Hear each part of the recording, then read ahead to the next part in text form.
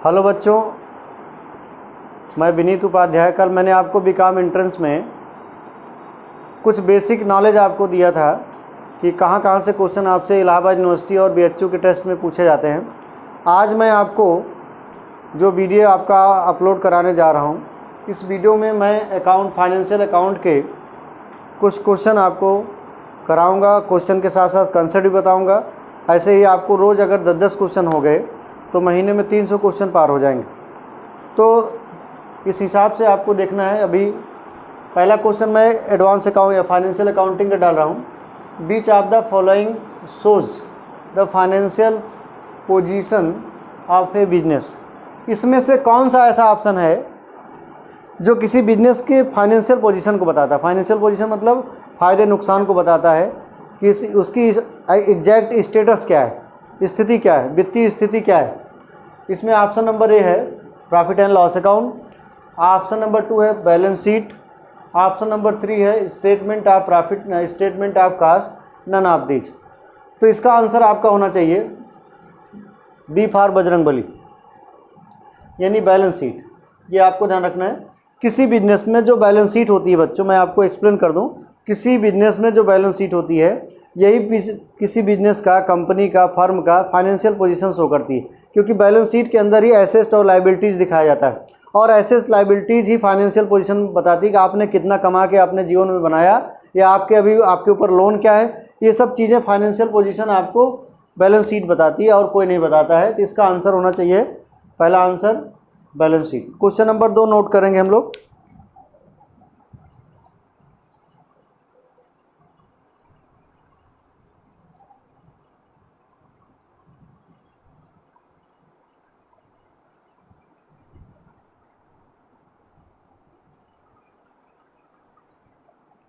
Question number 2 है कि in a broader concept than the book keeping,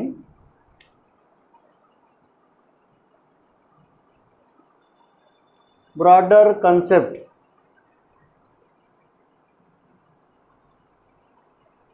then the book keeping.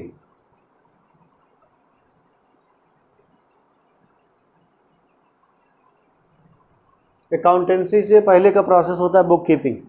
In a broader concept than the book keeping, कहने का मतलब book keeping से पहले है। ब्रॉडर कंसेप्ट किस में है? तो आपके 4 ऑप्शन है, कौन सा ऑप्शन बनेगा इसको आपको ध्यान रखना है। पहला ऑप्शन है मैनेजमेंट अकाउंटिंग, कि बुक कीपिंग से ज़्यादा ब्रॉडर, यानी बहुत ज़्यादा मैटर, बुक कीपिंग से ज़्यादा मैटर मैनेजमेंट अकाउंट में है, कि फिनेंशियल या फाइनेंशियल अकाउंटिंग में है, कि कास्ट अकाउंटिंग में है, कि नन ऑफ दीज, कोई नहीं। क्वेश्चन नोट कर लें फिर से। In a broader concept than the book keeping, management accounting, financial accounting, cost accounting, none of these, ये 4 ऑप्शन हैं। तो मैं आपको बता दूं कि बुक कीपिंग से ज़्यादा मैटर जो होता है वो फाइनेंशियल अकाउंटिंग में होता है। आप फाइनेंशियल अकाउंट पढ़ भी रहे हैं। Financial accounting trading, profit and loss, trial balance सब कुछ बताता है। बुक कीपिंग केवल आपको क्या बताता है? जनरल एंट्री और लेजर। आप जानते हैं बुक कीपिंग में 2 चीज़ें आती हैं। बुक कीपिंग का जब रिकॉर्ड आप करेंगे तो जनरल एंट्री, लेजर, ये 2 बातें आपके सामने आती हैं। थोड़ा सा ट्रायल बैलेंस की भी बातें शुरू हो जाती हैं, लेकिन बुक कीपिंग यहीं पर ख़त्म हो जाता है। और बुक कीपिंग से ज़्यादा इतिहास जो बनता है फाइनेंशियल अकाउंट का बनता है। उसमें journal entry, ledger, trial balance, adjustment, trading and profit and loss, balance sheet सब आ जाता है। इसका ब्रॉडर कंसेप्ट माना जाता है। तो 2 क्वेश्चन आपका हो गया। क्वेश्चन नंबर 3 पर हम लोग काम करेंगे।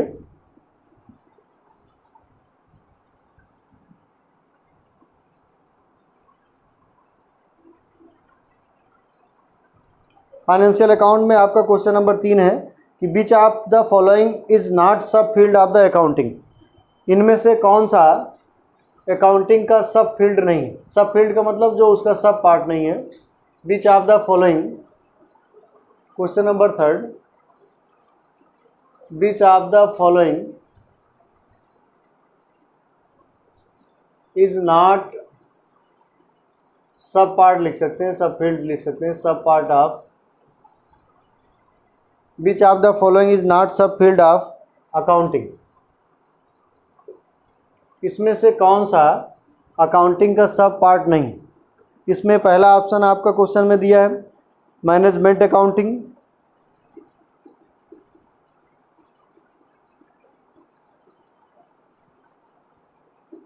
ऑप्शन नंबर 2 है क्वेश्चन का कास्ट अकाउंटिंग, ऑप्शन नंबर 3 है social responsibility accounting, responsibilities accounting,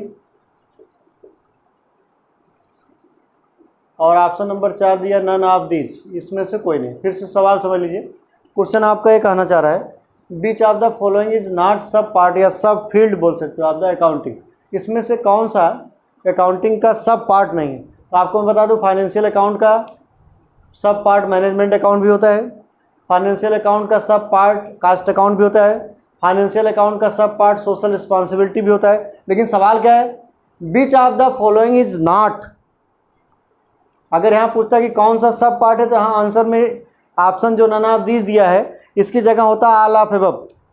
लेकिन उसने सवाल क्या पूछा, is not sub part of the accounting, इसमें से कोई भी, इसका मतलब आपका आंसर क्या सही होगा, आंसर आपका डी होगा, डी फॉर दुर्गा जी, ध्यान रखेंगे। तो ये आपका आंसर सही माना जाएगा क्योंकि इसमें जो ऊपर के तीनों ऑप्शन हैं सब अकाउंटिंग के सब पार्ट माने जाते हैं। Management accounting is also part of accounting, cost accounting is also part of accounting, social responsibilities accounting is also part of accounting. यही क्वेश्चन घुमा के कैसे पूछेगा कि which one of the following is सब पार्ट ऑफ द अकाउंटिंग, यहाँ not शब्द हटा दिए, देखिए ये हट गया, तब यहाँ पर ऑप्शन आपका चेंज हो जाएगा। ऑप्शन क्या हो जाएगा, तब यहाँ पर एक ऑप्शन बनेगा ऑल ऑफ एबव, ये सवाल बन जाएगा। Question management accounting, cost accounting, social responsibility, तब आपका आंसर होगा ऑल ऑफ एबव। लेकिन क्वेश्चन जो आपका था उसका जवाब मैंने आपको बता दिया। उसी क्वेश्चन से मैंने एक दूसरा क्वेश्चन बनाया, क्योंकि किसी भी चीज़ को दोनों तरीके से सोचा करिए, कहाँ से ऑब्जेक्टिव एग्जाम में क्वेश्चन कहाँ से डाल देगा ये पता नहीं चलता, इसलिए आपको ध्यान में रखना पड़ेगा। तो इसका आंसर आपने देखा और उस पर एक क्वेश्चन और भी हमने बना दिया जो क्वेश्चन नंबर 4 बन के तैयार हो गया। इस क्वेश्चन को भी आप लिख सकते हैं। Question number 4, which of the following is सब पार्ट ऑफ द अकाउंटिंग, तो आंसर आपका होगा ऑल ऑफ एबव। लेकिन जो क्वेश्चन उसने पूछा था which of the following is not sub part of the accounting, तो उसका आंसर ये भी है उसका पार्ट है, ये भी उसका पार्ट है, ये भी उसका पार्ट है। तो आंसर यहाँ इसीलिए ऑप्शन में उसने एक बेहतर ऑप्शन बना दिया था नन ऑफ दिस, वो आंसर हो गया। अब हम लोग आते हैं अगले क्वेश्चन पर।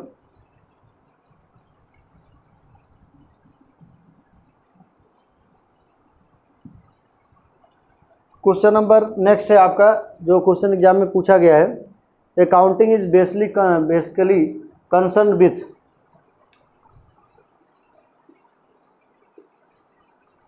अकाउंटिंग इज बेसिकली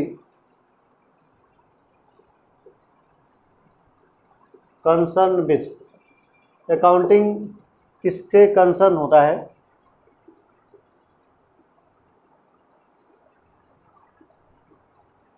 इसमें आपका दिया है फारकास्टिंग, ऑप्शन नंबर 1 है फारकास्टिंग, जो एग्जाम में क्वेश्चन आया आपसे पूछा गया फारकास्टिंग। दूसरा है मेजरमेंट, मेजरमेंट का मतलब मापना होता है, फारकास्टिंग मतलब पूर्वानुमान लगाना होता है।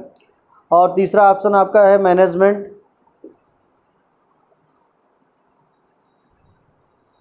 और चौथा ऑप्शन आपका है नन ऑफ दिस। पहले तो आप क्वेश्चन समझो कि क्वेश्चन है क्या। Accounting is basically concern with, account किससे जोड़ा जाता है, पूर्वानुमान लगाने से, मापन से, प्रबंध से, नन ऑफ दिस। तो आपको बताएं जब अकाउंटेंसी की बात आती है, अकाउंट आप जब पढ़ेंगे कभी, अकाउंटिंग में पहले फारकास्टिंग की जाती है, पूर्वानुमान लगाया जाता है कि कौन कौन से ट्रांजैक्शन होंगे। कास्ट अकाउंट पूरा फारकास्टिंग पर बेस्ड है। आप कभी second year BCom second year में कास्ट अकाउंटिंग पढ़ेंगे तो कास्ट अकाउंटिंग में कोई भी चीज़ रियल नहीं होता है। इस फिल्म की सभी घटनाएं काल्पनिक, उसमें हर चीज़ इमेजिनेशन पर बेस्ड होता है। कहने का मतलब है कि फारकास्टिंग जो शब्द इस्तेमाल होता है इसी पर अकाउंट शुरू होता है। तो आपका आंसर होगा ये फॉर अल्लाह मियाँ, यानी पहला आंसर होगा फारकास्टिंग ही। अकाउंटिंग किससे कंसर्न माना जाता है, इन चारों ऑप्शन में जो क्वेश्चन आपका एग्जाम में आया हुआ है उस एग्जाम का आंसर आपको यही देना पड़ेगा, फारकास्टिंग से जुड़ा है और किसी चीज़ से जुड़ा नहीं। ये आपका क्वेश्चन नंबर 4 हो गया। अब हम लोग क्वेश्चन नंबर 5 पर आते हैं।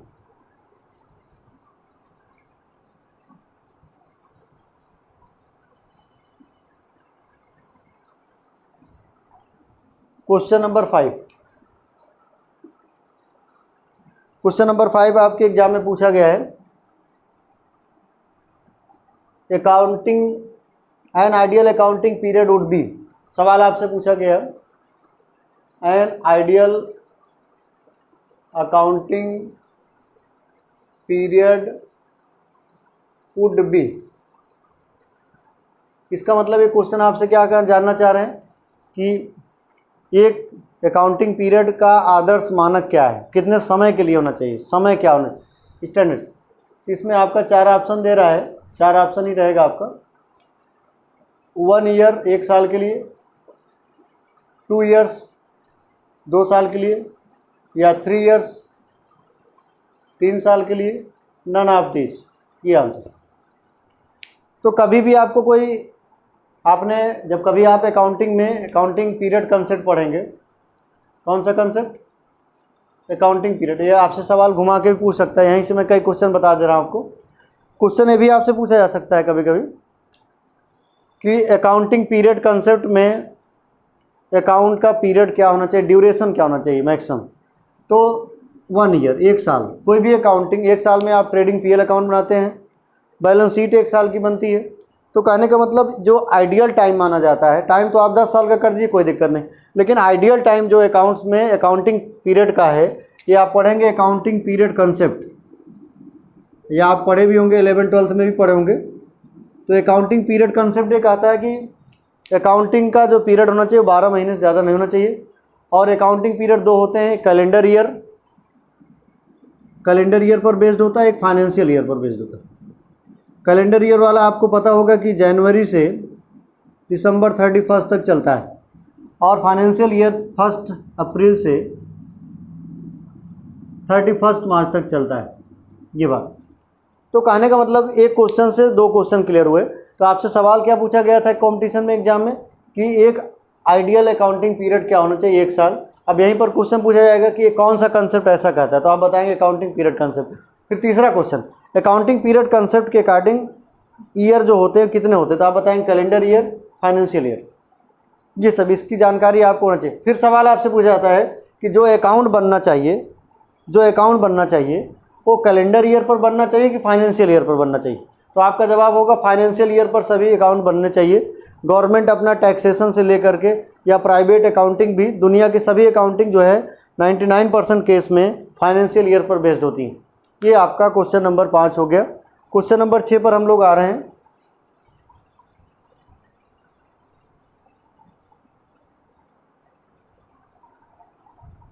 क्वेश्चन नंबर 6 आपका दिया है क्वेश्चन में कि बेस जो पेड किया जाता है कंपनी का, ये क्या है।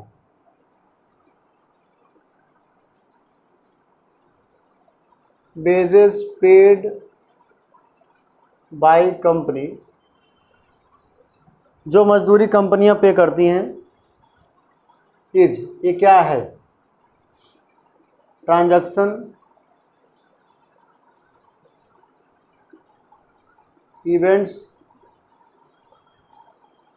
ट्रांजैक्शन इवेंट्स बोथ, दोनों, और डी है नन ऑफ दिस। ये सवाल एग्जाम का, तो आप तो पढ़ेंगे, आपने गोल्डन रूल पढ़ा होगा फर्स्ट ईयर में या 11th-12th में, जब भी आपकी एंट्री होगी। गोल्डन रूल 3 होते हैं अकाउंट्स में, फाइनेंशियल अकाउंट के 3 गोल्डन रूल्स हैं। ये बात आप जानते हैं, नहीं जानते तो आप जान लें। रियल अकाउंट, पर्सनल अकाउंट और नॉमिनल अकाउंट, ये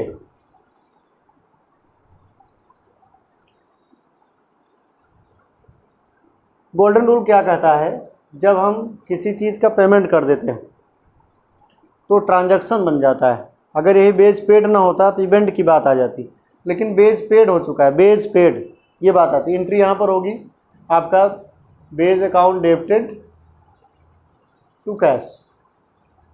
अब ये ट्रांजैक्शन बन गया, एक डेबिट हो रहा है, दूसरा क्रेडिट हो रहा है, कैश क्रेडिट होगा, बेज डेबिट होगा, ये कम। तो कहने का मतलब क्या है, या ये आंसर आपका होना चाहिए क्या, कि वेज पेड करना, सैलरी पेड करना, रेंट पेड करना, कमीशन पेड करना, इंटरेस्ट पेड करना, जो भी चीज़ें आप पे कर रहे हैं, that is transaction, that is not event. ये आंसर नंबर इसका 6 का हो गया। अगला क्वेश्चन नंबर हम आपको बताते हैं 7 नंबर।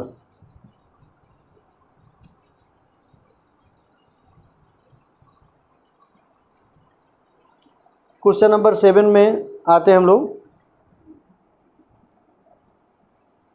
क्वेश्चन है कि who are the father of the book keeping. Question पूछा जाता है question number 7, who was the father of या फादर ऑफ बुक कीपिंग। देखिए क्वेश्चन कितना घुमाया। बुक कीपिंग के पापा कौन थे? पिताजी। इसमें 4 ऑप्शन उसने एग्जाम में दिया है। जो एग्जाम में आपके क्वेश्चन पूछा गया है इसमें उसने 4 ऑप्शन दिया है। एक तो लिखा है बीजी डिक्री, नाम भी बड़े अच्छे अच्छे हैं।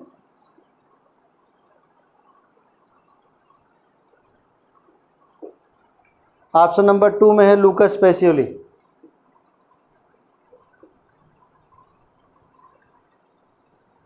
ऑप्शन नंबर 3 में है कि ओल्ड केसल। और लास्ट ऑप्शन है मेनहर। ये 4 ऑप्शन।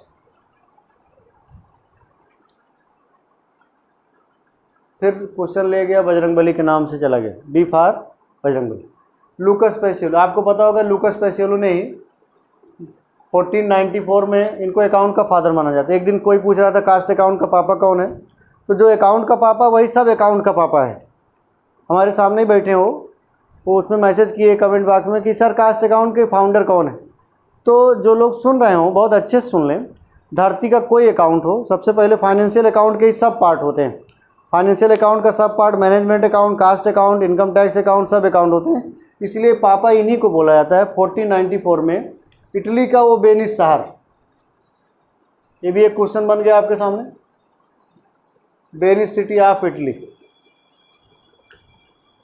इनकी किताबें भी मैंने आपको नहीं जानते जान लें। सुमा डी अर्थमेटिका पहली बुक थी। रिसर्च पेपर था डी कंप्यूटरी स्क्रिप्चर्स, रिसर्च पेपर था, बुक नहीं था वो। तो कहने का मतलब इन्हीं को अकाउंट का पापा माना जाता है। अब अकाउंट के अंदर की कोई पूछ बोले बुक कीपिंग के पापा बताइए, ट्रायल बैलेंस के पापा बताइए, तो जो अकाउंट का पापा है वही सबके पापा होंगे, ये बात आती है।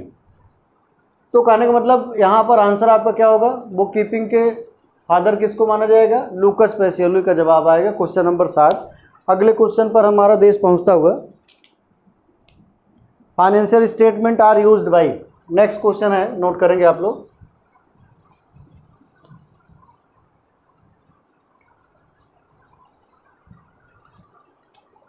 Question number 8, financial statement is used by. Financial statement कौन यूज करता है? इसमें क्वेश्चन जो आया है उसमें ऑप्शन आपके दिए गए हैं कि बिजनेस का जो मालिक होता है ओनर्स, दूसरा ऑप्शन है क्रेडिटर्स। क्रेडिटर्स मतलब जो आपको उधार दिया हो किसी ने, उसको कहा जाता है। इन्वेस्टर, जो आपके यहाँ पैसा लगाया है ताकि उसको कंसिडरेशन कुछ ना कुछ मिल सके। All of above. Financial statement कौन लोग यूज करते हैं? सब लोग करते हैं। बिजनेस में अगर मालिक जो होगा, बिजनेस का मालिक, ये ट्रेडिंग पीएल और बैलेंस शीट नहीं बनेगा, बनवाएगा अपने सीए से, अपने अकाउंटेंट से, तो इसका इनकम टैक्स आईटीआर नहीं फिलअप हो पाएगा। क्रेडिटर्स, जिसने किसी को लोन दिया है, अगर वो हिसाब किताब ट्रेडिंग पीएल अपने यहाँ की, हमने किसको कितना पैसा दिया, क्या इंटरेस्ट मिला, उसको भी लिखना पड़ता है। इन्वेस्टर, जिस कंपनी में पैसा लगाता है, शेयर में पैसा लगाता है, उसको क्या डिविडेंड मिलेगा, कैसे मिलेगा। यानी ये आंसर यहाँ पर दुर्गा जी के नाम पे जा रहा है, D for Durga ji. All of above. Question number 8 कि सब के सब लोग इसको यूज़ करते हैं। ये क्वेश्चन नंबर आपका 8 हो गया। फिर नेक्स्ट क्वेश्चन आपसे पूछा गया है कि डबल एंट्री सिस्टम कहाँ पैदा हुआ था। ये सवाल आपको मैं बता दे रहा हूँ डायरेक्ट ही। ये तो बड़ा आसान सवाल है कॉमर्स के क्विज में। Double entry system was originated originator मतलब कहाँ हुआ था, इसका जन्म कहाँ पर हुआ था। ऑप्शन में दिया है यूएसए, अभी मैंने आंसर बताया था आपको। Italy, Canada, China. मुझे चाइना का नाम नहीं लेना चाहिए था मुझे, लेकिन गलती से निकल गया। तो आंसर ये होगा आपका इटली, जहाँ से सोनिया गांधी जी आई थी, वहाँ से। इटली का वेनिस शहर, वेनिस सिटी, ये बात आपको ध्यान में रखना है। तो ये आपका क्वेश्चन नंबर ना, अभी तो इसको मैंने डिस्कस कर दिया था, और अगला क्वेश्चन भी इसी से जुड़ा है, क्वेश्चन नंबर 10 भी, कि अकाउंट का ओरिजिन टाइम क्या है। ओरिजिन टाइम ऑफ अकाउंट का ओरिजिन टाइम क्या है। तो उसमें ऑप्शन दिया है 1494, ऑप्शन दिया है 1885, ऑप्शन दिया 1985, और लास्ट ऑप्शन है नन ऑफ दिस, कोई नहीं। ये तो अभी मैंने आपको समझाया था 1494 में अकाउंट का ओरिजिन हुआ था। ये क्वेश्चन 10 क्वेश्चन सिलेक्टेड क्वेश्चन थे कॉमर्स के कंपटीशन में। चाहे आप इलाहाबाद यूनिवर्सिटी का देंगे, चाहे BHU का, इन क्वेश्चनों को आप पढ़ते रहिए। कल मैं फिर आता हूँ नए क्वेश्चन के साथ। जय हिंद, जय भारत।